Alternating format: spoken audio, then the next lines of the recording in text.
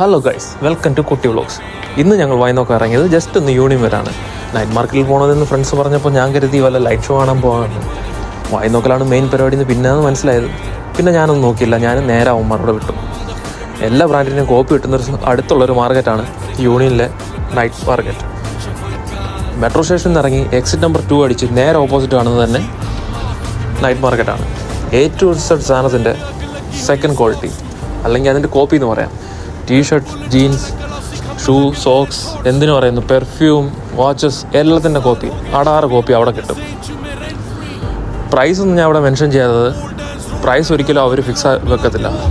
നമ്മൾ ചെന്ന് ബാർഗെയിൻ ചെയ്താൽ പല റേറ്റിൽ അവർ തരുന്നതായിരിക്കും.